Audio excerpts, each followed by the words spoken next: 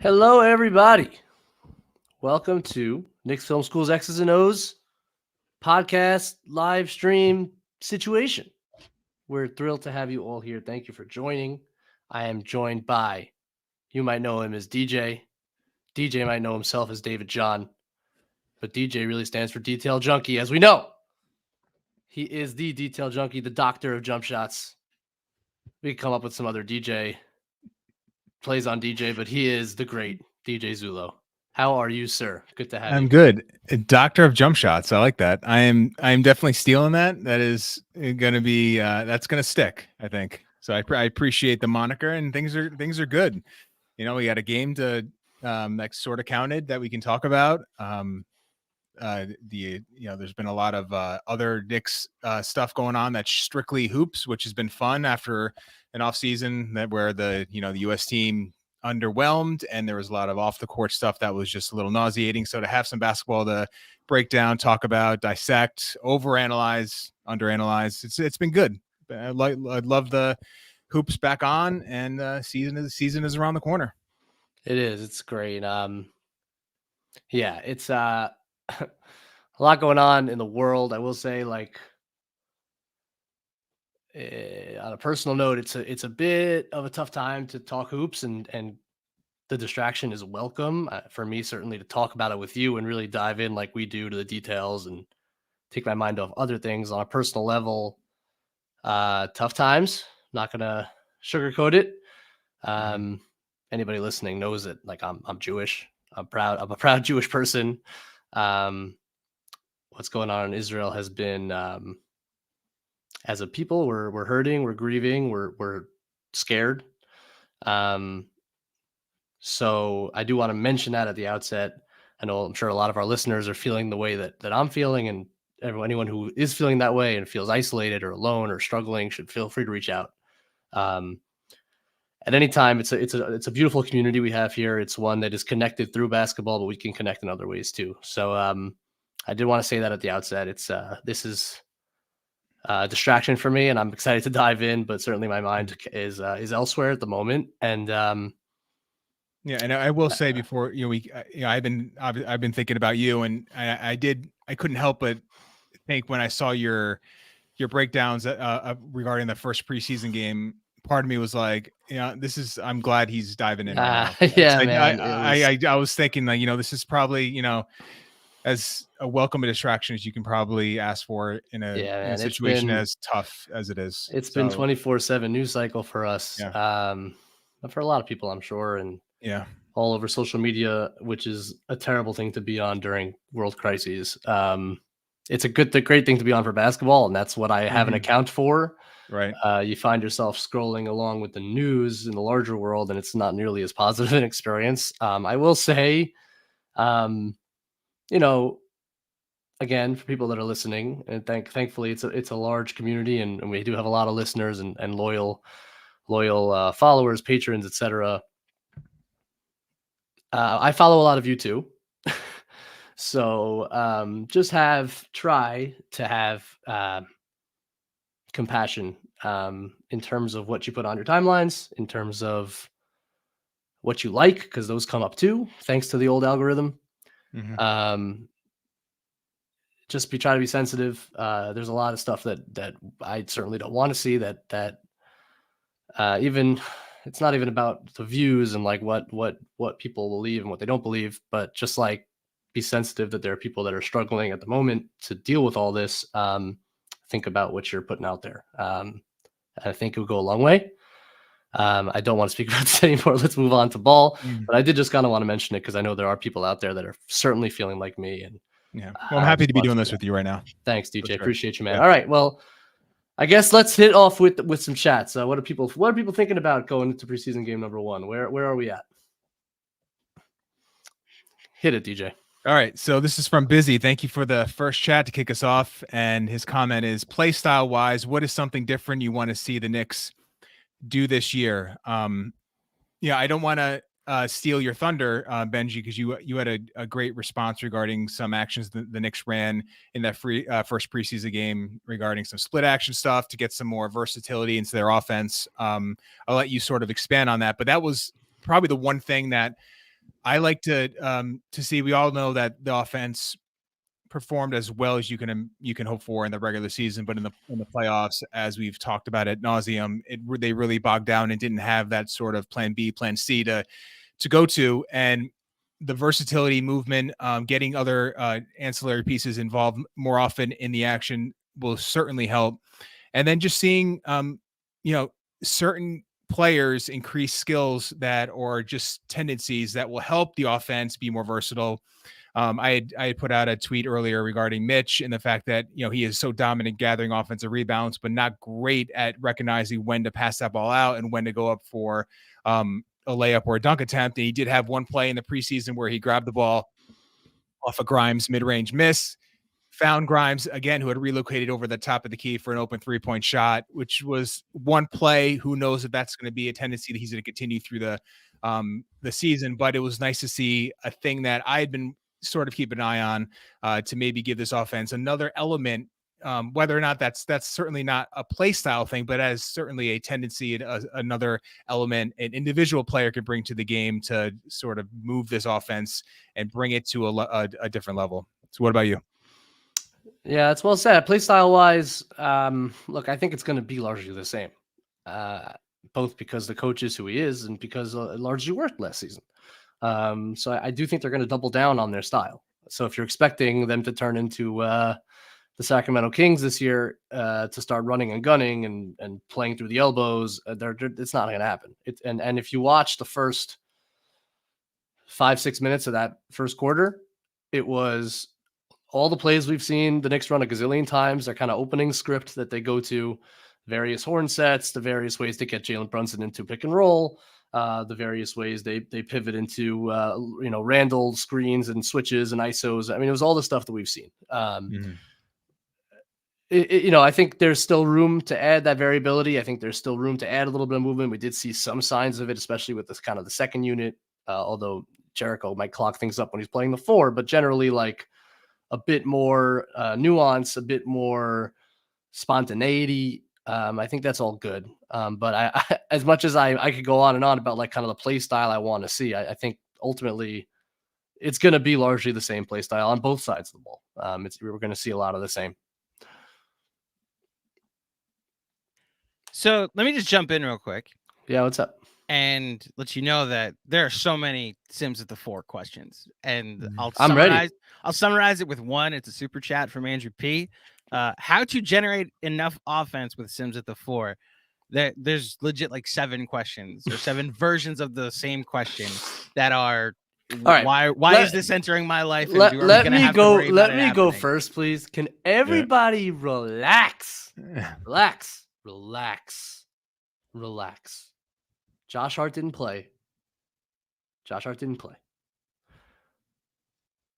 Thibs is going to play a 9-man rotation. That's what was successful last year. That's what he's going to go with. It's basically, to start, I believe, going to be Dante DiVincenzo replacing Obi Toppin in terms of just like the rotation. I don't think Jericho Sims in game 1 is going to get significant minutes, barring injury. I don't think it's harmful to give it a look, to experiment with it, to see how it goes in the preseason when one of your guys isn't playing. I think everyone needs to take a deep breath. If we see it in game 1 of the regular season, we can kind of go crazy. I really don't think this is going to be a feature to begin this season.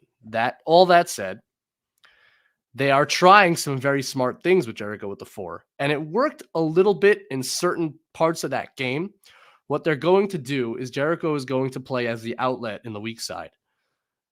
When inevitably the guy guarding JERICHO Sims crashes into the paint to cut off anything else and clog up the paint because JERICHO can't shoot, they're going to throw the ball to JERICHO, and whoever is with JERICHO on the strong side has to come around JERICHO and try to utilize the space around his screen because there's no defender there. They tried it several times. It worked a couple of times. I can think of one quickly 3 where it worked.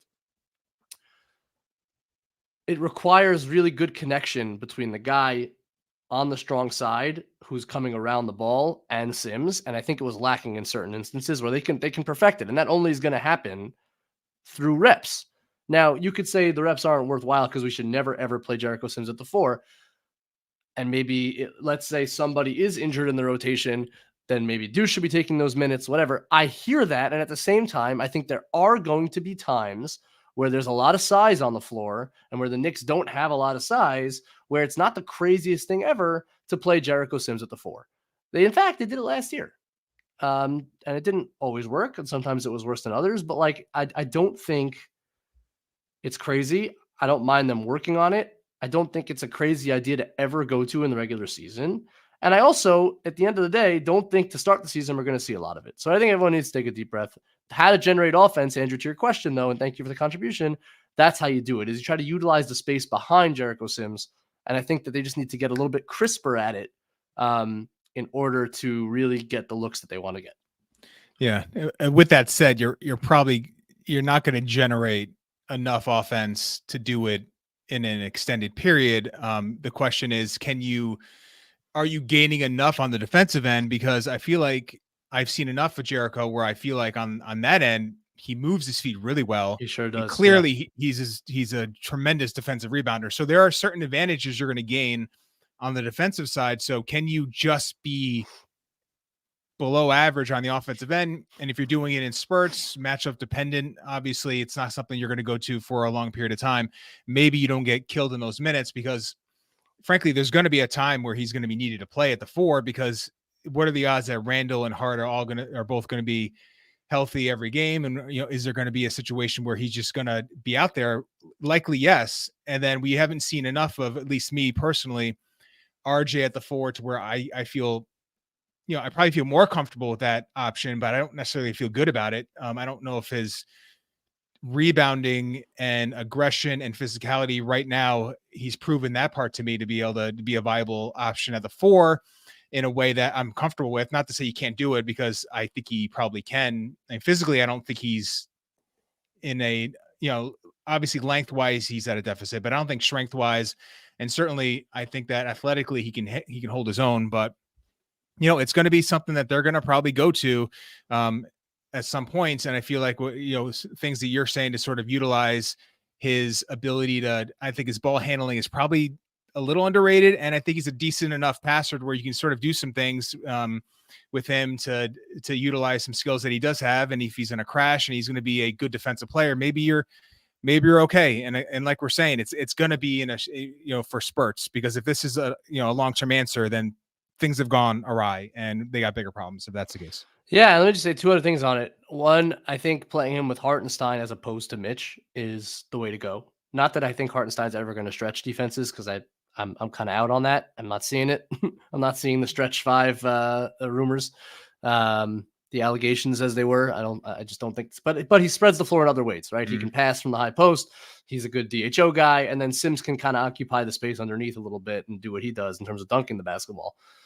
Which also helps. And then you got to look, if you have 2 bigs out there and JERICHO Sims being the crazy athlete that he is, you got to win the offensive glass, which the Knicks do a good job of anyway. But you add another center like that, well, to make up for some of the lack of shooting and spacing, you got to just destroy the offensive glass.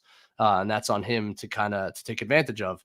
And then defensively, what's funny about JERICHO, and I wonder if this is also on Thibs' mind,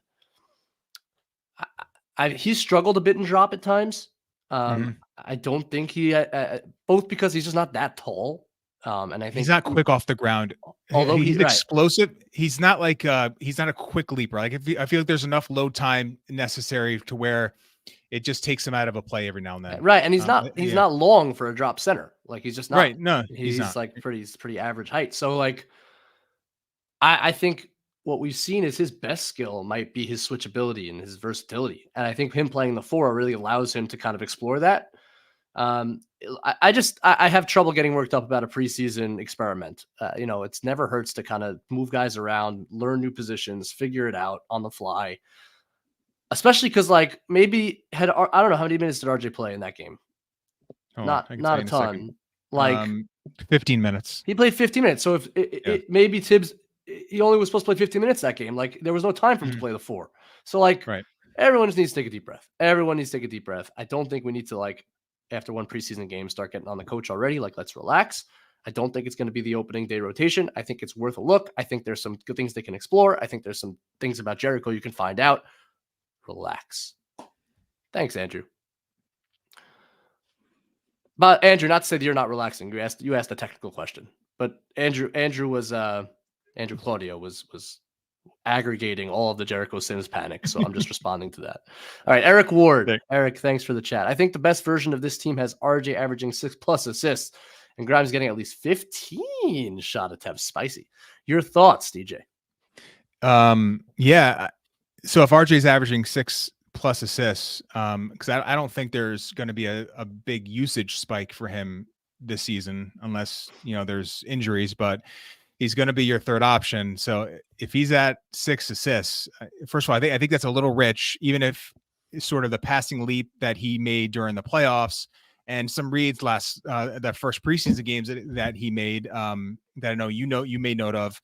If this is something that he's going to continue through this season, he's finding shooters and he's making the right read on that lob to Mitch, or when he's really good at disguising his layup attempts and his lob attempts. He's the best. I think he's the best on the Knicks at doing that. I still think he'll be short of the 6 assist number because I just think that I don't think he's necessarily going to be at that usage number. But if he's at, he's averaging an extra assist or 2 a game, and he's at 4.5, 5, and the reads are just crisper, and he's causing that the defense to move in a way to maybe he's getting a little more hockey assists. I mean, if he's generating more offense with his drives, which we know is a real weapon, and he's just making the right reads. And as Thibs has said dozens of times, let the game dictate what you're going to do. If he can just let the game dictate his passing reads, and he continues to do that, and there are enough signs now where I think this might be a legitimate leap that he's made in that area, then even if he's not averaging 6 assists, he's still going to help generate this team more offense, even if his finishing never really makes a big jump. If he can just cut down on some of the bad attempts and make some of those passing reads with more regularity and continue that, it's going to be a really positive outcome for this team. And then Grimes at 15 points. I mean, that's another one where 15 shot attempts. That's a lot of shot attempts to get 15 points on a team where he's your the question. Sorry, dear. The question is 15 shot attempts. 15 shot attempts. So to get 15, what do you get? He averaged 8.5 last year. He's not getting a lot. That's not happening. No, go ahead. The question's, I guess, in theory, right? Like, I think realistically, there's no way he's going to shoot 15 shots a game. I think he can get to 10, maybe, depending on his minutes, which will be interesting to see. Last year, he averaged 30 minutes a night. I don't know if he's getting to 30 minutes a night this year with the addition of DiVincenzo. I hope he does, but I don't know if he is. So it's a theoretical question, I would say. Mm-hmm. I think I'll take 4 assists from RJ. I agree with Eric to the extent that I think the best version of the Knicks has RJ being more pass happy and Grimes getting more shots. That I fully endorse and agree with. You think about the shot, the 3-point attempt disparity between Julius Randle and Quentin Grimes. And could we distribute some of Julius Randle's threes to Quentin Grimes? Right? Like, yeah. It's those are a lot of self-created looks that Randle's getting. Yes and no. He shoots a lot. I mean, he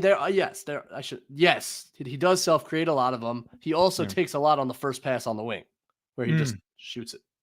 Where if he just made the extra pass to Grimes in the corner, and as we've mentioned a lot, Grimes is pretty much contest proof in that left corner. Like, all you gotta do is throw him the ball. And let's assume that he matches last year. What was he? 37, 38%. He's a better shooter than Julius Randle. Like, can we reallocate some of the Julius Randle wing threes to Quentin Grimes corner threes? I think that's very possible. I agree with you. Now, I will just push back in this regard. Is he a better catch and shoot shooter than Randle? Yes. I'm as high as I am on Grimes. I'm not seeing yet the diversity in shot making. I agree. to that level that Randle has already shown. No, Granted, for sure. 34% is not a great number, but these are high difficulty attempts. And if he had Grimes' shot diet, I imagine it would be in the upper 30s, maybe touching 40% in terms of the percentage. So with that being said, I just don't, where's the extra, if you wanted to give Grimes 3 or 4 extra looks from 3, and he's not really shown yet. And this is something where, he's 23, it's just, he's third season. It can all happen in terms of like getting more versatility, but he's going to have to get those looks created for him at this point, unless there is a leap that we have to just see play out. I'm a little skeptical that we're going to be able to get that many more looks from Grimes with the current roster, the way it's set up. I don't see it. They're not going to give him a lot of on-ball reps. There's not going to be a lot of pick and roll opportunities. Off the movement stuff is interesting because, that's been sort of a topic late in this off season. But I just want to see it to believe it. I don't know if he's got movement shooting going to his left, going to his right because he's a right pocket shooter. Maybe there's something there, and he's shown a little bit in the DHO with Randle, where he's coming out of the left corner, where he's shown the ability to make shots going to his right. So not to say this can't be there or isn't going to be there, but I kind of need to see it. And if it's not there yet, then I just don't see the attempts really rising that much personally. I don't see it happening either. I guess I agree though that I would like to see some redistribution of shots in Grimes' direction. GMAC makes a great point that Jokic averaged just under 15 shot attempts last season. So the idea of Grimes averaging 15 shot attempts is really unlikely. But I think a slight increase in I think where it comes from, again, I don't think it requires much self-creation. I really just think it requires like more often throwing that ball from the wing to the corner. Like really that simple. Because if you hit him in the pocket on that left corner, he can rise and fire over anybody, and it's a pretty good look. You're right. And do you think he got a little drive happy in terms of like pump fake go versus just catching? Sometimes, yeah, I do. Yeah, because I think you're 100% right with that release point. You're not going to really affect that shot from that spot. So especially because opposing point guards are often guarding him because you put a wing on Brunson, you put a wing on RJ. So there's small guys often guarding him in that corner. He rises above them. And it just sometimes takes that pass. And yeah, sometimes instead of taking that drive, that baseline drive, which he's still, although he's blowing by guys, there's still inconsistency in terms of result and output. Just put it up, man. Just put it up. Because I think that left corner, we know he was one of the league leaders in terms of percentage, in terms of attempts from that left corner. He's a beast. So I think that's where it would kind of come from. It's funny. There was a lot of talk about Grimes pin downs. They're going to run more offense for him. Let me tell you guys, they did not run one action for Quentin Grimes in that game. In fact, if you watch that first kind of script that they run, that the first like 4 or 5 minutes of that game where New York actually played very well and Brunson scored at will and Randle made some nice plays, I think Grimes touched the ball twice. And that was with Randle not really being heavily involved. Aggressive. So it's going to be, he's going to be an afterthought in this offense. He's going to be a spacer. Yeah. He's going to be a spacer. And that's okay. A lot of teams have spacers when they have a lot of guys that like to have the ball. It's going to be difficult for him to find on-ball opportunities unless he plays a little bit more with the second unit. And that's, I think, okay. I'd like to see, again, a bit more just so he could develop more of a game. But, like, I do think just throwing that ball to the corner more often will get him a couple more shots a game. All right, let's get the next question up. All right, DP, thank you for the question. Guys, who do you think will be the most common closing lineup? Well, I think this is Macri actually there was that kind of went around where he posted his most likely closing lineup. And, right off the bat, I guess I would just say this. I remember I responded to that, and I really thought Hartenstein was going to get maybe not a great majority, but the majority of the minutes at the center position in terms of the closing lineup. The way Mitch looked in that first preseason game and just kind of seeing him again and his physicality, I'm kind of wavering a little bit on that. But I'll just say I think Hartenstein will probably get more of the minutes at the center, and then obviously you're gonna get Brunson, you're gonna get Julius. Right. Two locks, and I think the one you're gonna say now is like a half a lock. Yeah. I mean, it just feels like he's going to be in there, and then it's Quickly, it's DiVincenzo. I think Quickly's probably got the leg up right now. if I had to kind of pin me down right now, by heart, Brunson, Randle, and then one of the centers just seems, and then you can kind of play with the rest of it. Do you have on the center spot, do you have a feeling either way, or are you sort of like gonna let this play out? I agree. I think Hartenstein gets most of it. And I think a lot of that has to do with free throw shooting. And I think when games come to crunch time, the ability to just ignore Mitch underneath really clogs up the offense. And I think not that Hartenstein provides, again, the spacing, but just the ways he can hurt you from other spots on the floor. Yeah, he's like a decent out. Yeah, he's an outlet too. Like there are times where a guy will get trapped and he'll kind of move into the short mid range and he can catch a ball, maybe make a floater or make an extra. Exactly. He has good awareness in terms of when he's needed to sort of like finds that little floater, finds the high post. Yeah, I don't think it's a huge drop off defensively. A slight athleticism, not slight. It's a pretty large athleticism drop off, but like Hartenstein's pretty damn good in drop. He does a really good job down there. So like I don't think you're losing a ton. Hartenstein became an excellent offensive rebounder last season. He's not Mitch, but he's darn good at it. And I do think he'll get the majority of the closing minutes. And then, like you said, it's Brunson and Randle are the locks. I think Josh Hart's like half a lock. You need a shooter, right? I mean, it just feels like. So like, I think the right answer is quickly. And I think my favorite answer, or the one that I wouldn't surprise me, is actually Grimes. But I think he's going to have to come. It's going to be really important for Quentin Grimes to come out well this season. Yep. Because I've said it before, like it's going to be a competition. It's going to be a competition for minutes, who closes, who's like, I think he's going to start. I think the whole year he's going to start. Where you go from there, who comes back in at the end of the game, is going to be based on a competition between DiVincenzo, Barrett, and Quickly. Yep. And I do think DiVincenzo absolutely might finish some games for you, depending if he's having a good shooting night. It wouldn't surprise me. I just think Grimes gives you the spacer that you want out there with those guys and the point of attack defense, because I do think he is better than anyone else on the roster at the point of attack. I do. Including Josh Hart, who I think is more valuable in the gaps and helping than he is at the point of attack. That's how I feel.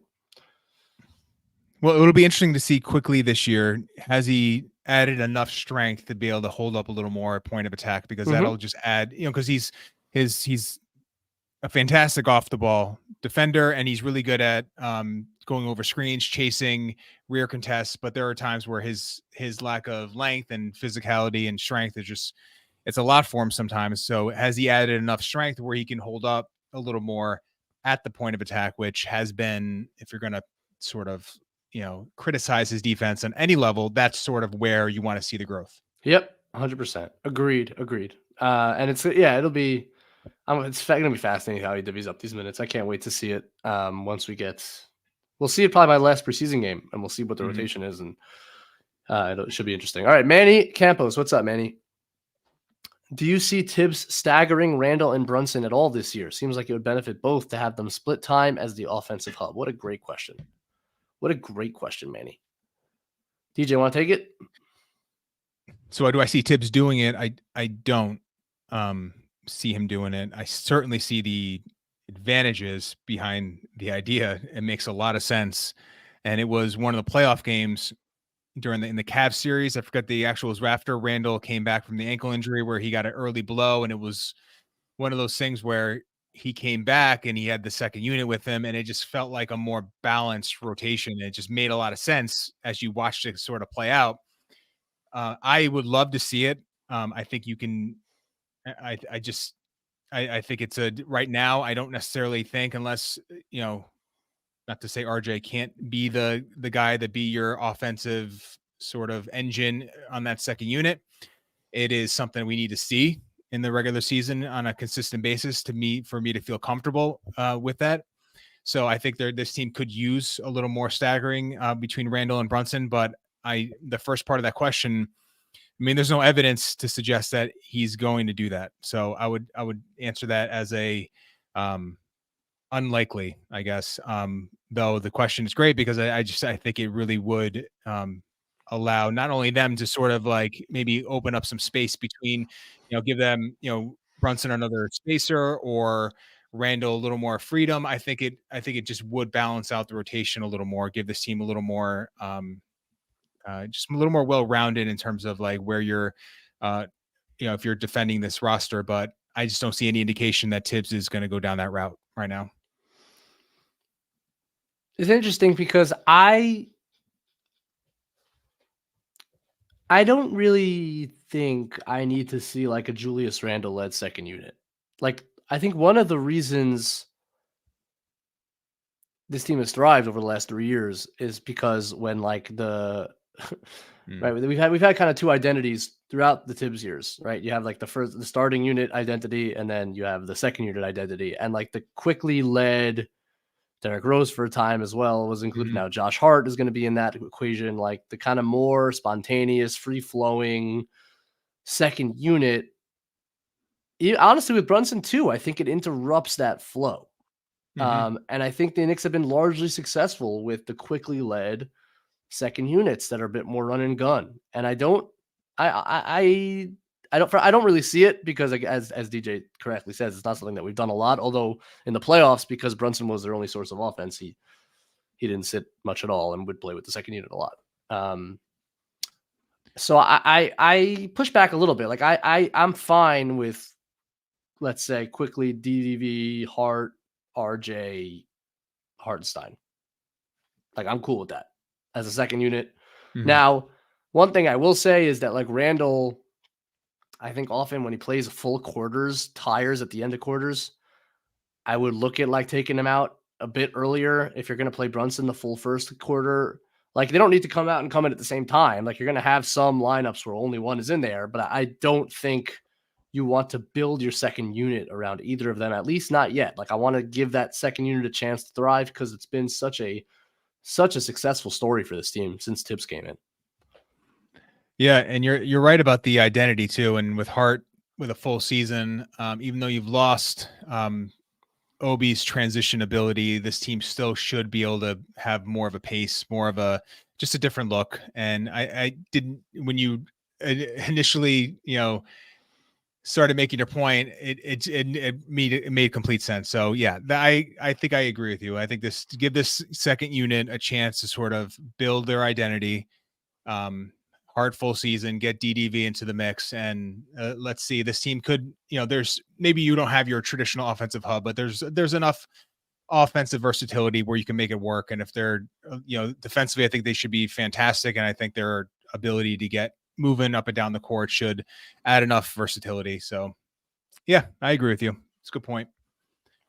All right, Jason M. Sorry, go ahead, DJ. Yeah, no, you're good. Thank you for the super chat. RJ's ideal role on this team and how many minutes? We've kind of like talked about this a little bit. So Benji, why don't you take the question? RJ's ideal role and how many minutes does that entail? Okay. RJ's ideal role, I think. So this is maybe RJ for him to blossom. I presume this is, or the ideal role for this team. I think on this team, success.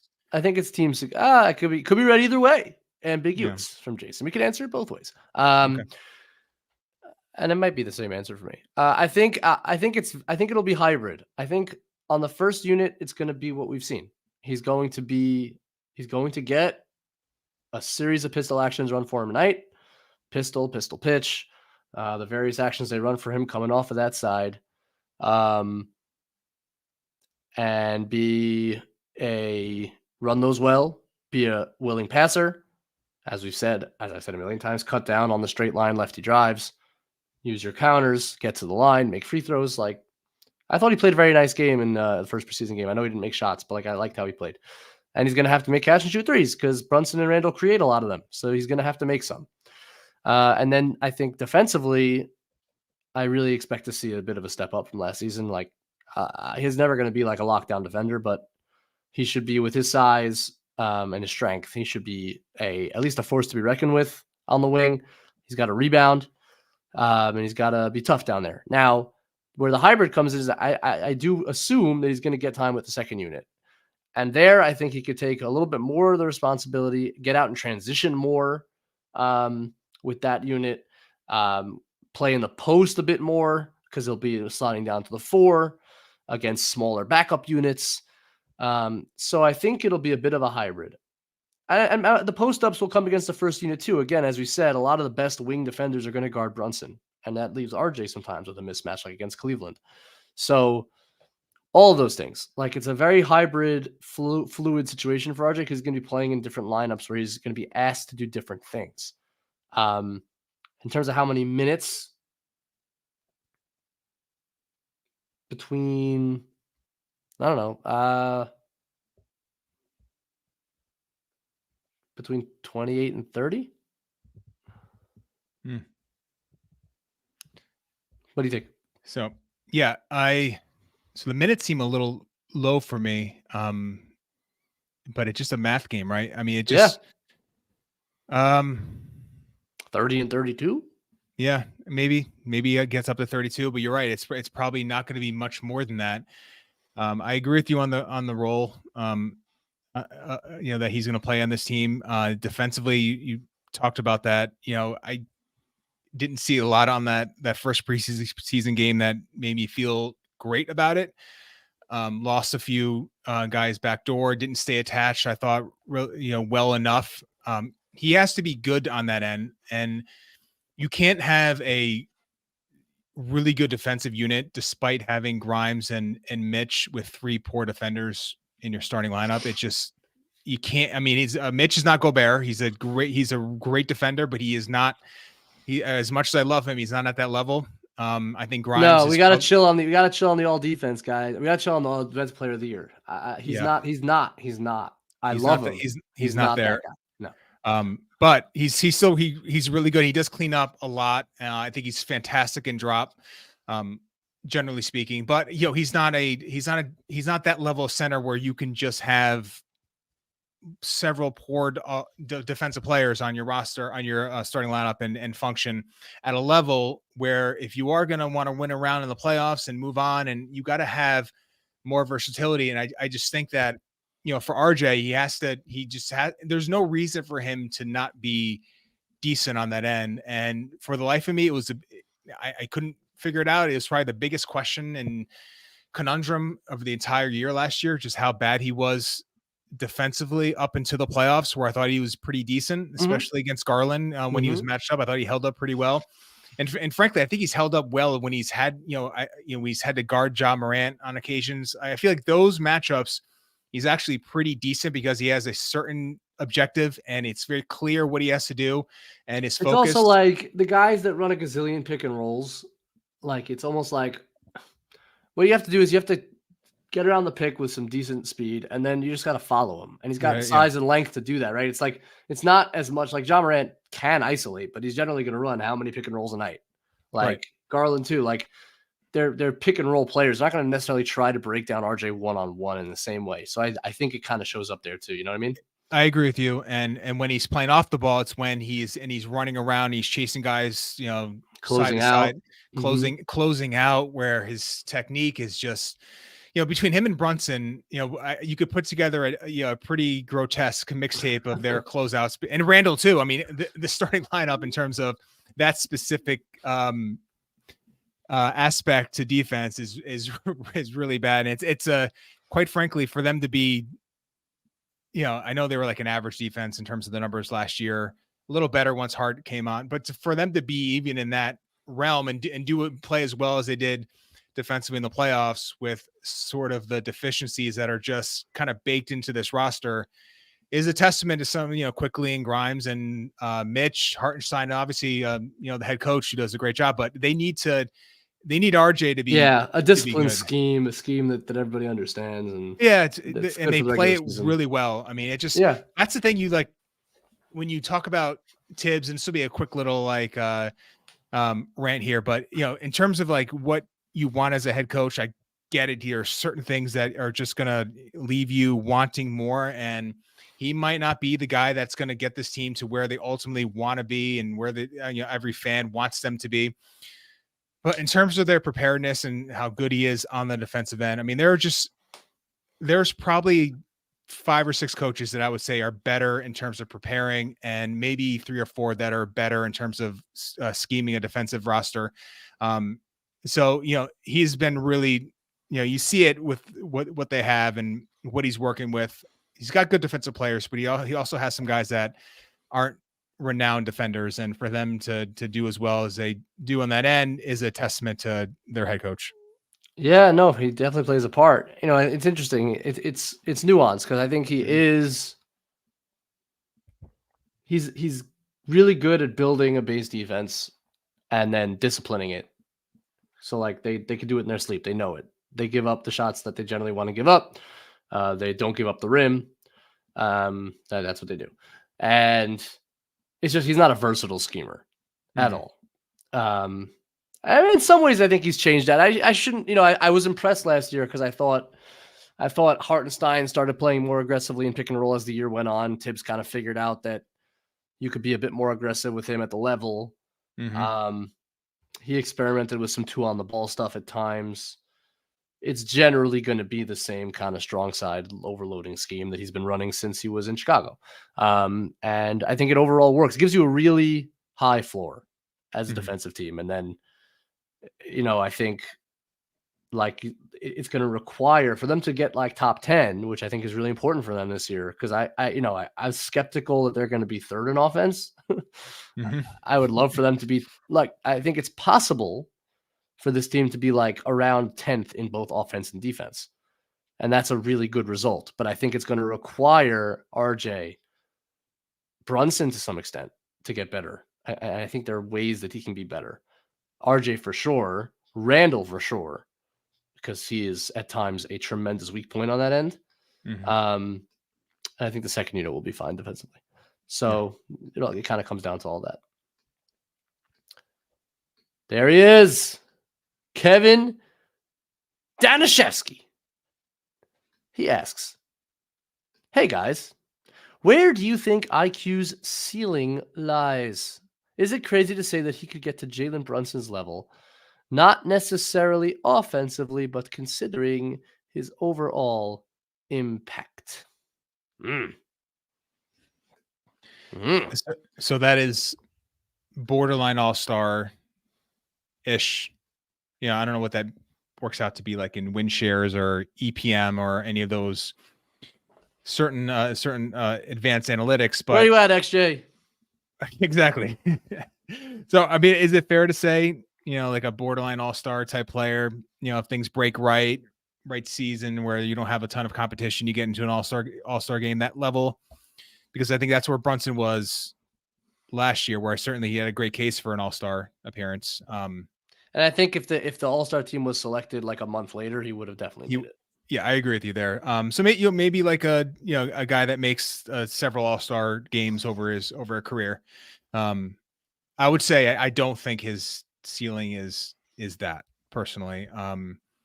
I think it is close to what his role is now, with the caveat that there's a jump either athletically or in terms of his ball handling ability and just overall, like there's something changes within his game and he becomes a true elite shooter, or his ball handling gets to the point where he is, he's more dynamic getting towards the basket.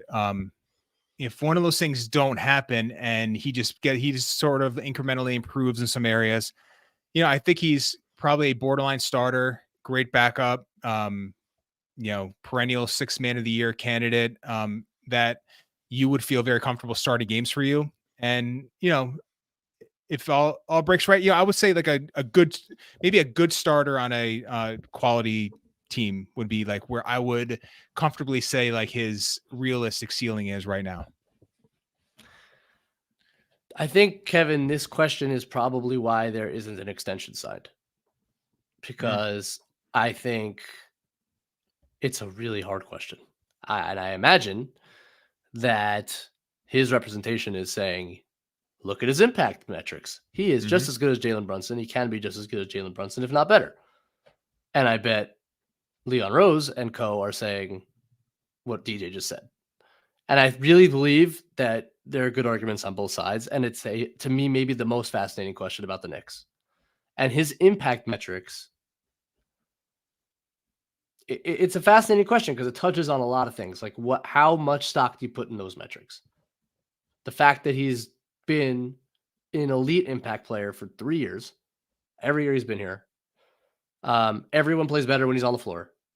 Like there's no impact metric you can look at that doesn't say that that his ceiling should lie somewhere around an all-star, if not higher. Like the impact is what it is. Now, is that should we stop there? And it depends on who you are and how inclined you are. Like I think some of us at KFS, and this is why I love this community. I think XJ and some like I think they basically like they look at those numbers and they say, well, that is what he's worth. I don't think that's wrong. No, not necessarily how I'm inclined to think. And when I watch him, DJ, I watch him, I line up more when you were a camp where it's like I see a player who is this impactful because he is playing the perfect role for himself. Like I think he is in the perfect spot where he can lead second units, but he always has ball handling help with him, where he can have the room to play against backups, be more free flowing, to lead those units. I think the ability, the value is that, then he can slot in with your stars and play a bit more off ball and still be extremely valuable. His defense, both on ball is very good. Off ball is elite. He's a good rebounding guard. He does everything well. If nothing other than I think his off ball defense, which I really think is elite. I don't think there's anything else that's necessarily elite about his game, but he does everything well. He'll never hurt you. It's a great question, Kevin. I line up more with DJ. I don't think he's going to make an all-star team in his career. Whether let's say he got traded, God forbid, let's say to Washington and got to basically run there. I don't know, whatever. You could draw up the scenario where he got an opportunity to really lead a team the way Jalen Brunson's leading a team. I don't think he'd make an all-star team in that scenario. I am more than willing to be wrong about it, and I understand the people that disagree with me. But I think it's a fascinating question that I think is very much right now being debated and may result in him becoming a restricted free agent. Yeah, and I think if the Knicks pay him like a starter, and those numbers there's that sticker shock idea where Devin Vassell signs that big extension, and obviously the Spurs are projecting a lot more growth, where he may not be your best offensive player, but he is certain they I assume think he's going to be like a comfortable number 2, borderline all-star at a wing position with some size. Those guys are just going to be valued a little more. So I don't think quickly gets to that number, which I think was about 140. But I had said during the offseason, if the Knicks sign him for 100, I think that's completely in line with what he's worth. And I think if you sign him to that, I wouldn't necessarily think that contract is immediately under, I still think that's a valuable contract amongst the NBA. I think you could trade that contract if you were to do that and feel comfortable you could get value from that.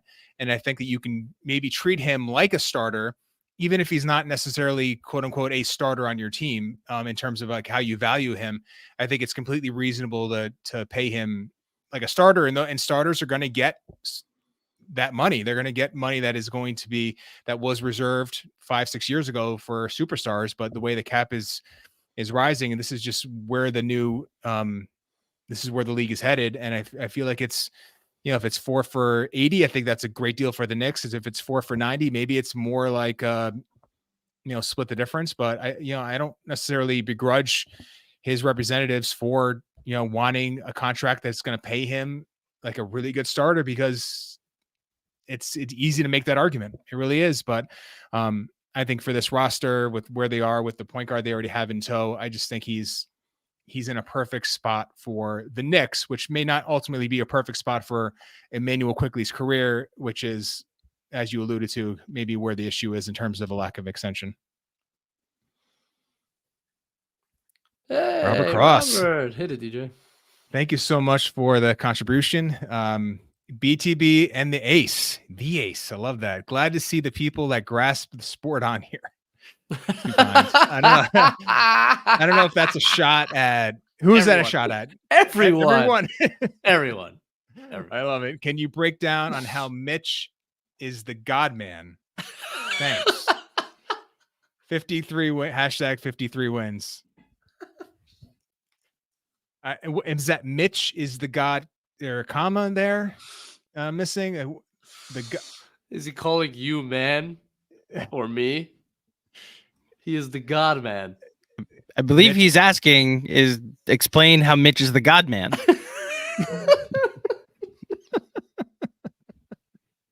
But there's a space. There's a space. I feel like if that was his nickname, it would be one word, and you'd capitalize the G.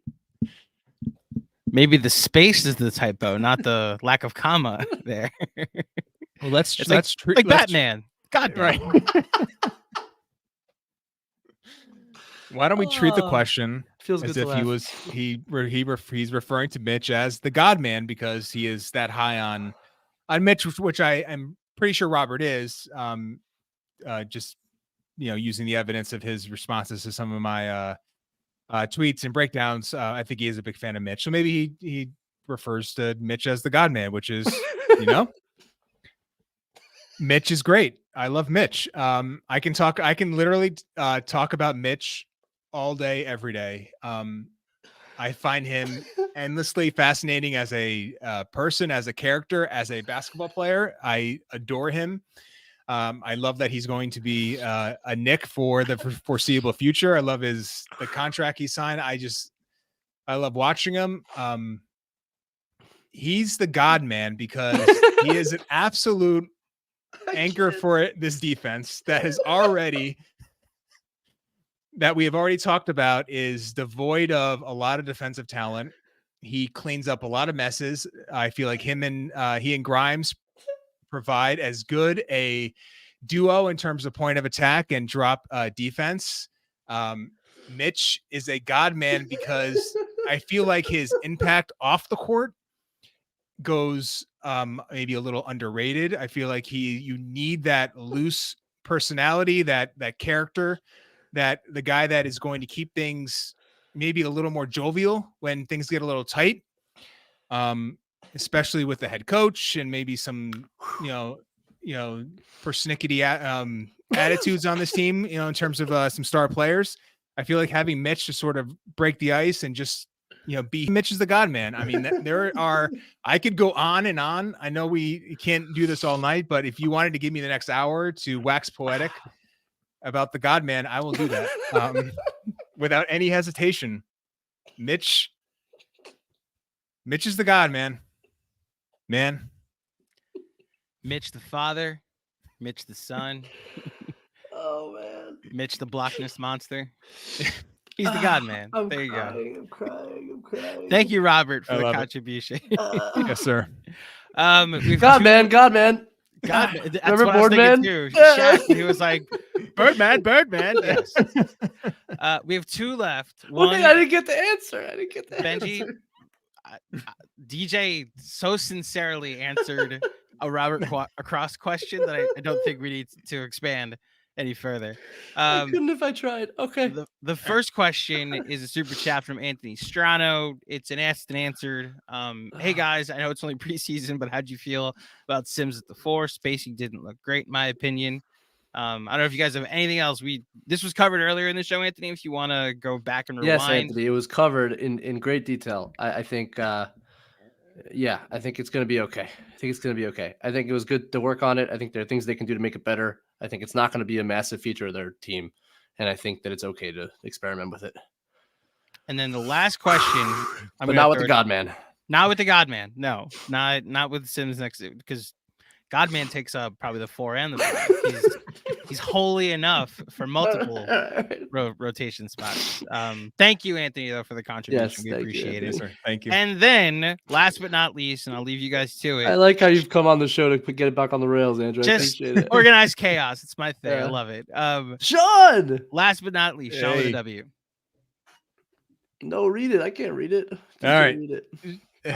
our guy Sean, if and when the Knicks get a superstar, no, Spida doesn't count. Would the offense evolve or would it remain ISO heavy because Thibs would have a true superstar to lean on? Thanks. I'll hang up and listen. Sean, I Wow, love you came on with us instead of hanging up. But all right. Yes, you're always welcomed. Always welcome. So obviously it depends a lot on who that player is. So throw out a name. Are we thinking like just to sort of have someone to chew on a little bit, an Embiid type?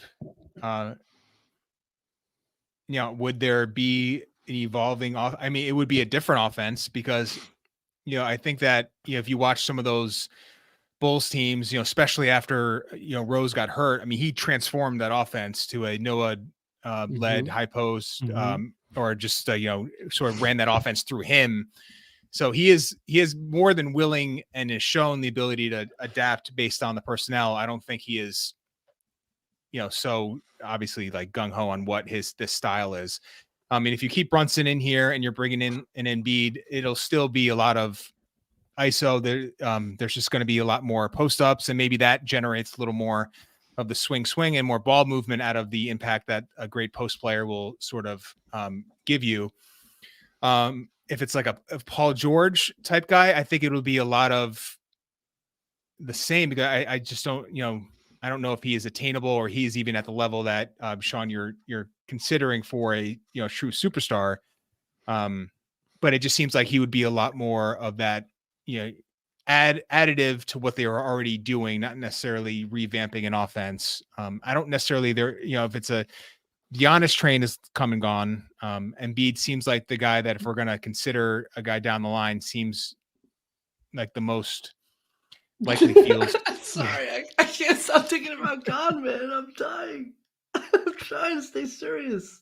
It's been a long week, DJ. I'm sorry. I mean, Robert completely kneecapping the program with his question. There was a space. I can't get over the space. Oh man, I'm sorry. Continue. I'm gonna mute myself. You gotta get it together here. Give me all right. So let me ask you this: who is in terms of an attainable superstar? Is there a guy that you can like bring in here that would sort of change the offense? I mean, I feel like you can Steph. Yes, yeah, it would be a completely different. Yeah. So do you agree that this is necessary? Thibs is maybe going to this style of ISO heavy offense because he has two really good ISO players, and it's going to work. I do want to. I know it's, and I've said it. I've fallen into this as well. This idea that we kind of write off the offense as an ISO heavy offense, I don't think is very fair to what they run. A lot of the ISOs are a result of team switching. So when teams switch, a lot of times the only option to beat a switch is to attack the mismatch. If a Randle and Brunson have a screen and roll, which they do a lot, and teams switch it because they're scared to not switch it for whatever reason, then you're going to get Randle against a mismatch. You're going to get Brunson against a big. So like, yes, it turns into ISO, but it's pretty rare that the Knicks literally just run in isolation. Sometimes for Julius on the block, pretty rarely. It's not. It usually comes after a pick and roll that doesn't yield anything other than a switch. So I do want to say that. I think it's important to note. That said, there are things that Thibs is never going to be an advanced offensive coach. He's never going to be particularly creative in terms of like running like multifaceted, a lot of heavy movement kind of offenses. Like, yes, he did transform that Chicago offense to a kind of a high post run offense. He's capable of doing that. He's a smart coach. But like, it's just not, he's not innovative on the offensive end. And I think the offense could evolve depending on who it was. Like you say, DJ, I just don't think, I think the question for Thibs that he has to answer, and if he gets the chance to, is if he does get that really top end talent, can he create an offense that will thrive in the playoffs? I think that is the fair question to ask about Tom Thibodeau, and I am skeptical, but I'm not giving up because I there's a lot of good in that coach. That's kind of where I come out on it. I hope I answered your question, Sean. But yeah, and I will just say that on that, DJ. Well, I just looked it up. I mean, the Knicks shot 42% off Randle ISOs from 3, which is a really good number, and it kind of just he does command attention. And I know that there's whether it's rankings in the offseason, I think Randle is like getting to the point where he is extremely underrated. They're both like Brunson and Randle are both really good ISO players. There's justification to running a lot of, whether it's isolation or isolation off of pick and roll. There's justification to playing a lot of one-on-one ball with 2 really good one-on-one players. And exactly. And I think Randle specifically, he commands a lot of attention in terms of bodies going at him. And it's up to him then to make the right reads and the right passes. But it is the Knicks typically get decent stuff out of it. And I know in the playoffs is when things get really bogged down and there's an open-ended question regarding how he can handle that sort of attention. But in the regular season, at least, when teams send bodies at Randle, he has done a decent job of moving it. And when he does, the Knicks typically get a good look out of it. So it is not just, and I know this is not what Sean is saying. There seems to be an idea out there that the Knicks run this offense and they get really bad shots out of it. And it usually ends up with like poor attempts. I think that's a little bit too simplistic. I think they can get really good looks out of it because they have 2 good players that just, especially Randle, as I mentioned, just command a lot of attention. Totally agree. All right, everybody. Thanks for tuning in. Please like and subscribe to this channel if you enjoy what you're listening to. And if you're listening to a podcast later, leave a 5-star review for us. We'd very, very much appreciate it. Be kind, be compassionate to one another. Check in on people that may need it. That's going to go a long way. So thank you all for listening, and we'll talk to you guys soon.